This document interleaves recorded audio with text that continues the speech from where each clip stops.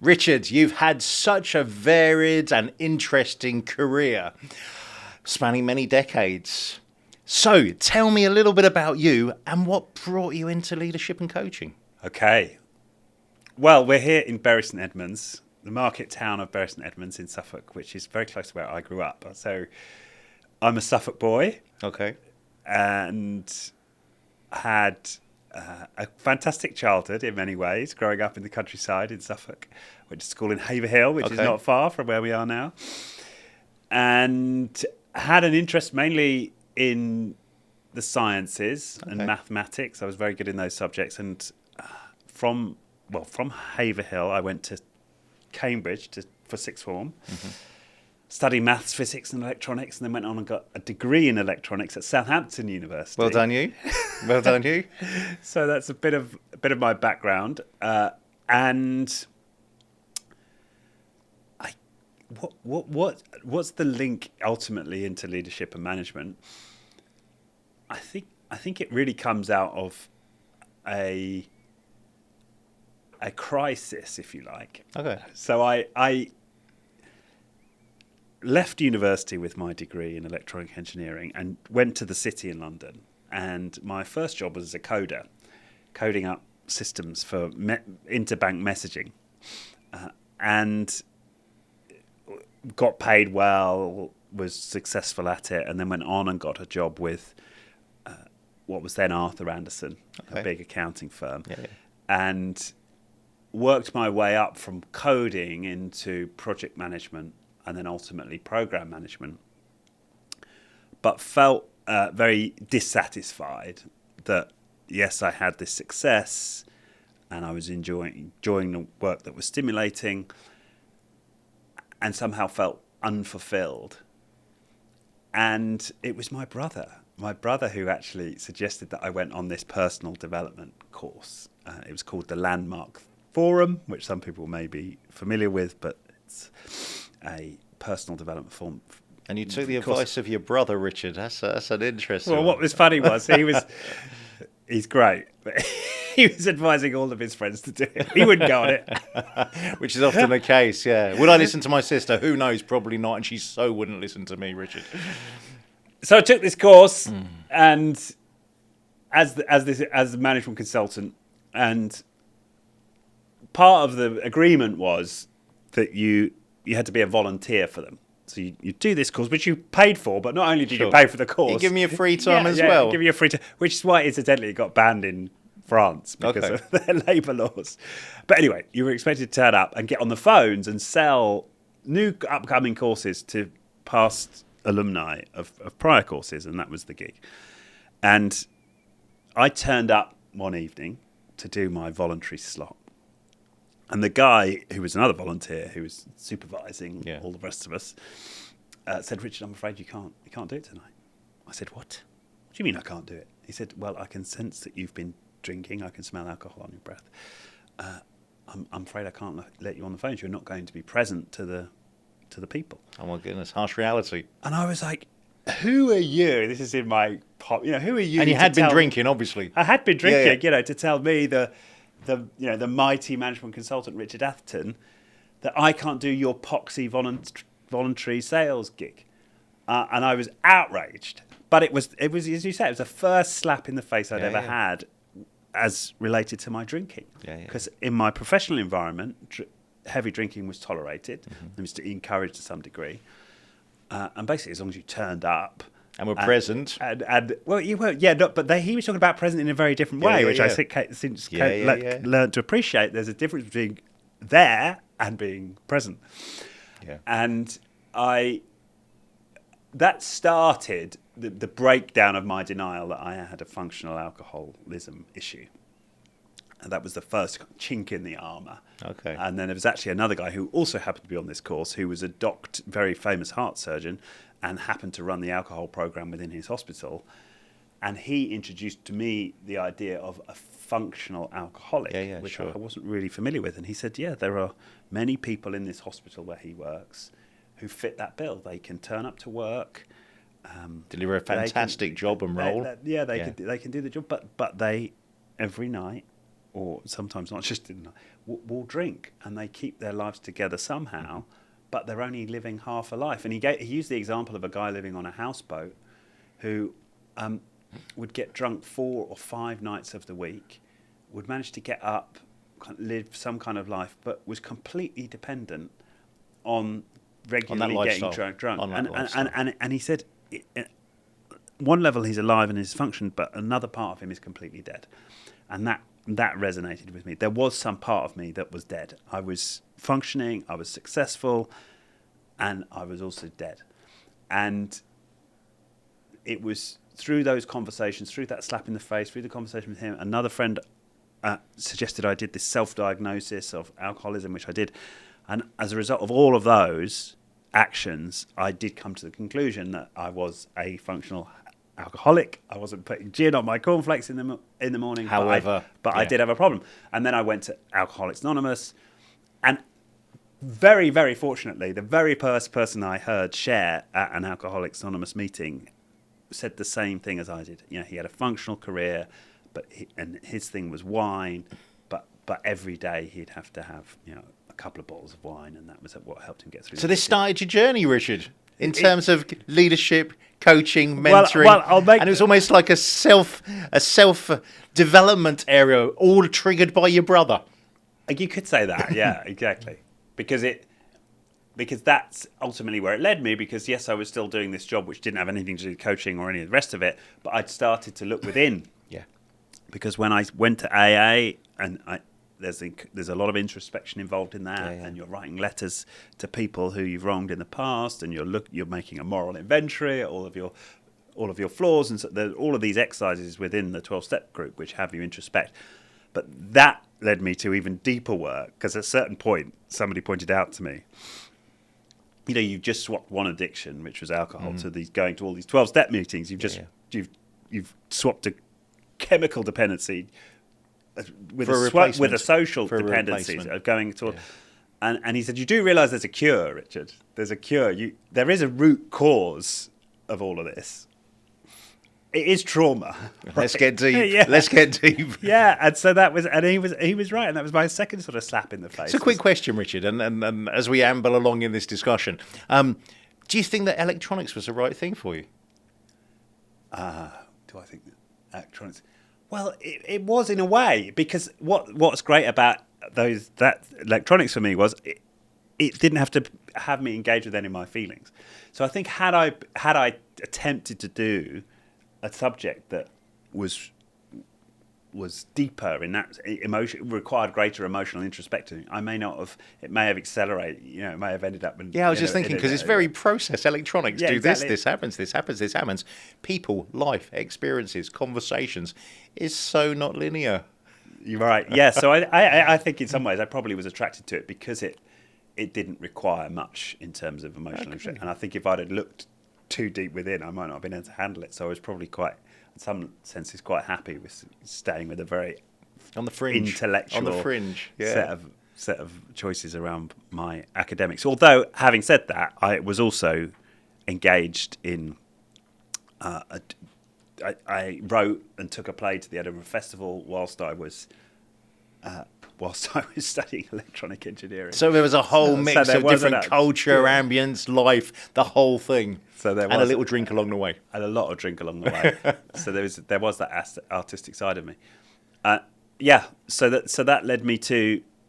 So ultimately, then, as a result of getting into 12-step, getting sober, and then being pushed into doing the therapeutic work, I chose to ultimately go to California and do a hell of a lot of therapy work, a lot of bashing cushions, a lot of crying, a lot of walking on the beach, a lot of journaling, and that allowed me to shift. Huge reflection time, and different spaces as well, different places, different spaces, and actually, perhaps, Richard, at that point, a time for you. Whereas life may never have given you that opportunity. I often look at the social aspects of life, whereby everyone expects you to get your exams, go and get a degree, get your house, get a girlfriend, get married, have kids, and all of a sudden this social expectation just appears, and you don't necessarily always follow that route. It's me letting a little bit into my life here. But yeah, you don't always seem to want to follow that route. And actually, there's things digging in different areas. So yeah, California, fantastic. Yeah, yes, exactly. So it was fantastic, and I did process a lot of pain there, and came out the other side of that much more stable. I was able to form relationships in a way I wasn't able prior to doing all of that work, and with a much enhanced understanding of and interest in the human condition.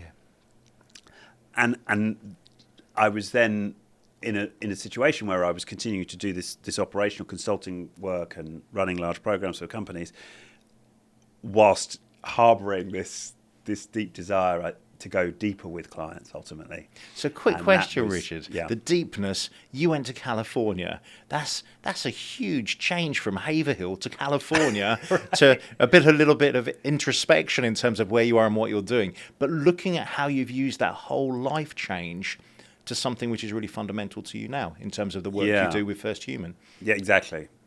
So it was all of that set me up then to take this interest in what makes people tick, and how can I, and gave me this question, how can I help people become more of themselves? How can I help them become whole? How can I help them become more effective in their life and their work and their leadership? And but that all of those early experiences set the foundation for what I now do. So we talk about trauma, Richard. You mentioned it yourself. We've been through a lot of trauma. As we see more leaders, people running businesses, those who are searching, I'll say the word searching, because there's a lot of us who may find different missing parts in different areas. Do you think that there is a trauma? What does trauma mean to you? Because it can mean so many different things to different people. Well, trauma is having experienced something and having had an adverse experience which at the time you were unable to process. That's what makes it a trauma. And many of us can experience adverse events. Sure.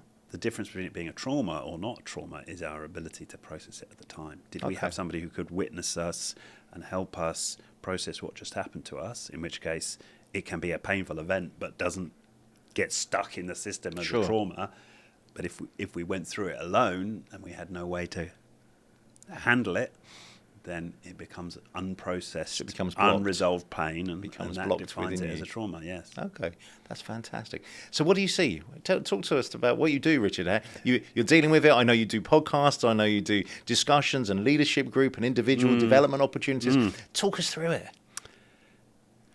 Well, at its core, what are we doing? We're helping people to reflect on who they are in the world, and how that links to the results they're getting in life. Sure. So how I show up, who I am as a leader, directly impacts the performance, the way that people behave and take action around me. It impacts it impacts the decisions I make. It impacts what I see as being possible for my own future and the future of the businesses that I might lead. So this central question of who am I being is core to the work that I do and we do at First Human. And I find it fantastic, Richard, because sometimes people don't ever strip it back. They don't peel the onion. They don't look at who they are or what they're doing. They were on this trajectory of, I'm going to work, I'm not going to share things, I don't want people to see me in a negative context. But actually, you're quite right, on those daily basis, whether it's in your own social life, whether it's at work, anything that you have got PTSD, a concern around, something which may bring some triggers back again, it all has an impact. Yeah. It massively has an impact. Yeah, we carry it all with us moment to moment to moment. Which is unbelievable, because as you start to just consider it today, that is huge. Every single one of us will have unique experiences on a daily basis, some which will limit our beliefs, others which will accelerate us into different spaces, some where we may not even want to function on doing certain things because we may not feel we're good at it. Yeah, that's fascinating. Exactly. That's fascinating. So the name First Human, where did it come from? Well, I knew it needed to have a relationship with this idea of our humanity and who we are as humans. I knew that needed to be part of it. And I initially considered Human First as the name for the business, but that sounded a bit too cheesy and a bit too on the nose. I thought First Human, that switches it up and also has this connotation of being a pioneer. Yeah. You know, the first human to Yeah, climb yeah, Everest. I love or it. It's take almost action. like it's the first thing for an individual, and we're all human. And we're all So we're all humans first, susceptible yeah. to certain things. So Exactly. let's put you first, and you are the human. So I really Yeah. liked it. I was just intrigued as to where it came from. So Richard, in terms of the people you work with, I guess they're not all leaders. They can be at any point within an organisation. Yeah, although they can be at any point, and that is germane to how we view the world and business, is that we're all leaders. All of us, every single human being on the planet is a leader in one arena of their lives. Yeah. Right, that's the first thing to say. And they are also, to a greater or lesser degree, a leader in the businesses in which they operate. Now, if we can take as a premise for our work with anyone, whether it's, I work with CEOs and I work with people lower down in the organisation, that they are a great leader, and my job as a coach, as a facilitator, is to help them remember who they really are as the extraordinary leader they were born to be, right? And I mean that. That is in each and every one of us. My job is then to help them find that expression in the world, and to release and clear any of the beliefs, traumas, stuck energy, you name it, that's there in the system that somehow inhibits them being that which they already are. Okay, that's cool. So just a quick question, Richard. Do people volunteer themselves like you have in the past to do some things, or are they told they need to go on to do some work with you? How does that work? It is a mix. For the most part, we prefer to people who self-select into it. Sure. But sometimes we are given people, and work with them. Work with them. Work with them. Yeah. And sometimes that works out. But that is in that scenario, we do have slightly less of a chance to make a difference. Sure. Because if people, to the extent to which people feel like they have to show up and feel like they're forced into doing something, is the extent to which they're resistant. And there's an instant barrier there. I as you know, Richard, if I'm doing training and saying, who actually wants to be on this program? And if people say, well, my manager asked me to be here, I often say, do you want to be here? And if the answer is no, that's fine. What value are we going to be having if there's resistance? It is an interesting one. Yeah, and there's always, I think, why I like the coaching frame is that it gives me such wide opportunities for action. I mean, I can take it as deep as we need to go in terms of the traumatic experiences and helping them grieve and work through that. Or it can be as functional as, what do you want to achieve this quarter, and let's create an accountability. Let's create an accountability setup that has you in action powerfully over the quarter, so I can go as deep or as functional as the client requires. So, are there any particular traits where you suddenly think, I've seen this before? A really common one as people get into senior leadership is needing to let go of being the doer. Yep. And needing to let go of the person who's got the answers. Yep. Because when we first enter our careers, and this was true for me, we're valued for the knowledge we bring and our ability to get a task done. And then we get validated by that, and our identity grows up around that, right? I'm a deliverer, or I'm a person who's got the answers. And one of the big shifts moving into senior leadership especially, although this is true at every level in a sense, is our ability to step outside of what we know and ask ourselves the question, what could be possible here? Yep. In spite of what I do or do not know, what could I imagine being possible, the power of the imagination, and then holding on to that vision and putting ourselves in the present in that vision and communicating from that place. And that is an immense source of inspiration for the people around us, for taking businesses in new and exciting directions. But it starts with that ability to let go of my immediate attention on the day-to-day operation. I think that's a really interesting one, Richard. I'll put my hands up. I'm still in that. On occasions, you need to do things. You need to progress it. You need to see where you are. By giving freedom to your mind and to not always having control, does create an element of risk, because if you're not in control, how do you know where it's going to go? I completely agree with you in terms of it gives you the innovative opportunities, it gives you everything else.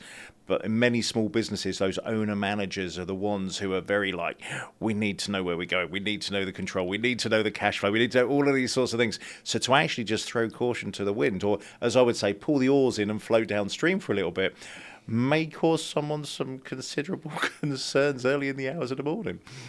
Well, that's right, and it's natural that we want to cling on. I mean, we all as human beings, we crave certainty, and especially as business owners. Yeah. And we can also make the case that it's just as dangerous to not engage in that. Yeah. Especially with the way that current climate, Richard, current climate. Yeah. And it's almost imperative on business leaders to periodically, as you say, put the oars in, stop the doing, breathe, and ask ourselves what's possible. Yeah, What could be done with this set of assets, with these sets of people, and with this brand and these market contexts? What could I do? What is possible? Yeah. Such a powerful question. The art of the possible, Richard. Yeah, for the leader to ask themselves, but also get into the habit of asking the people who work for them. What do you see as possible, Jenny? What do you see as possible, Billy? Tell me. Yeah, it's important because actually people have a far greater knowledge of what's actually happening and how they can add value as well. And once you take that value on board by having open questions, you can then start to look at the progressive opportunities. Exactly. So, Richard, 3 things. If someone's going to be a leader, wants to open their minds, go off to California, what do you think your 3 pieces of worldly wisdom would be? If they want to open their mind. Yeah. Well, interestingly, the route to an open mind is through the body. We cannot open our minds without having a stable physiology. The mind is really a reflection of the entire being. Sure. And so if we want an open mind, a receptive mind, a mind that's prepared to wonder and imagine, we need to feel secure in the body. So getting into the breath, getting into the body, noticing where we feel tension, where we feel nervousness, finding ways to release that is the doorway to an open mind. So actually, what you're saying, Richard, is legally speaking, start to understand yourself. Start to know when you function, know when you feel certain anxieties, know when you feel a little bit under pressure, and start to understand what those triggers are. I think it's really important with the work I've done with so many different people from so many different backgrounds. A lot of them don't truly understand who they are. They don't understand their space for thinking. They don't understand when they feel anxious. Is it anxiety? Is it nervousness? Is it excitement? And actually starting to learn about yourself is fundamentally important in any role, literally in any role. And as soon as you can tune in, I think it's really, really important. It's not all that hippie spiritual stuff, although you can go down that route, talking about chakras and those things. But for me, it's about understanding who you are and how you function and what you want from yourself, which I think is a really, really important piece as well. Yeah. Well, and those are all spiritual questions. We can, the spiritual word has baggage, right? Sure. Right. By society. Yeah. But where's it come from? To breathe. Yeah. What's the root of inspiration? It's spirituality. It comes from the word to breathe. And so really, it's just and we breathe in our bodies. Yeah. When we're in our breath, we're relaxed, we're grounded, we're capable of wonder. So I'm going to ask you a really interesting question now, Richard, and it isn't scripted, it hasn't been anywhere. Wide open spaces and phone technology, what would you choose? Yes, for sure, wide open spaces. Of course, yeah, that's fine. It was just a question, it just raised in my mind, where would we go, what would we do? And do we think that today's society and culture is driving more people to less breath and understanding themselves and more to gadgets and communication and all of the AI pieces which are out there at the moment? I think it does. I absolutely think it does. I think it's not just the phones, but it's technology in general, and that immediate availability of a dopamine hit, immediate availability of external stimulus is irresistible. Yeah. For many of us. For me, I mean, I it's not like I've got some magic ability to always resist these temptations. And there are practices that we can all engage us, which helps us become more resistant to those temptations and helps us become more grounded, less prone to indulge in these things that take us away from who we really are. And probably my final question, Richard, how do you think we can draw younger people into this environment about thinking about themselves more rather than the dopamine hit of your mobile phone and your 20,000 TikTok videos, which you can do in under an hour and all of those sorts of things? Where do we think? Because they say the most tactile thing at this moment in society is the mobile phone.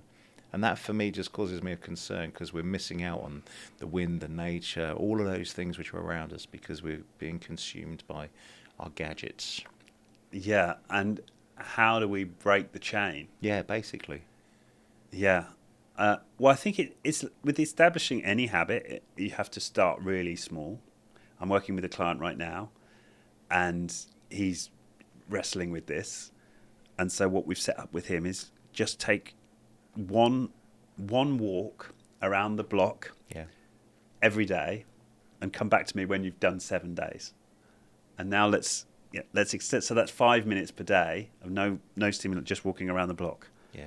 And we'll build it up until the point whatever feels right for him, but maybe he gets to the point where he's starting his day with a 1 hour walk in the woods but start with a small doable habit that feels easy. It's got to feel easy, because as soon as it starts to feel hard, you shy away from it, and you start to build anxiety, and you build it up in your head about this big thing you need to do. So make it so simple and easy that it doesn't feel like it's a challenge, and also that your old identity doesn't.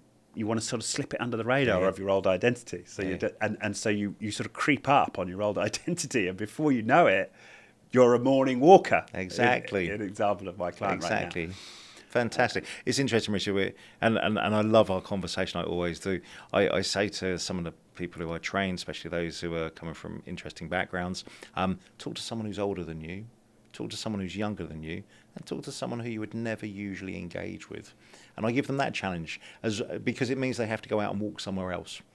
And I've had on occasions they'll come back to me and say, "I've done it." I'm like, "What have you done?" And they're like, "I've spoken to 3 people." Okay, that's great. Talk to me about it. Because some of them don't actually engage with eye contact, with questions, with all of those bits and pieces. And it comes back to your point. Let's start really, really, really, really small with something which is achievable. And just by saying hello to someone is really, really basic. And looking at them and smiling. And I think there is a whole world of opportunity out there for people. And it is way away from the mobile phone. Way away from the mobile phone. Oh my goodness, Richard, it's been fantastic talking to you today. Thank you. Absolute pleasure. Brilliant. I would love to get you on some more of these sessions to drill in a little bit further to trauma, to talk more deeply around some of your techniques and how you use it. But not only that, just to promote some of the amazing work that you do under First Human. And it is something which I know you've done with many, many individuals and many, many organisations who have significantly benefited from it. So from me, Richard, thank you so much. And watch this space, guys. There's plenty more coming. Thank you, Alex. It's been fantastic. Well, thank you. Cheers, Richard.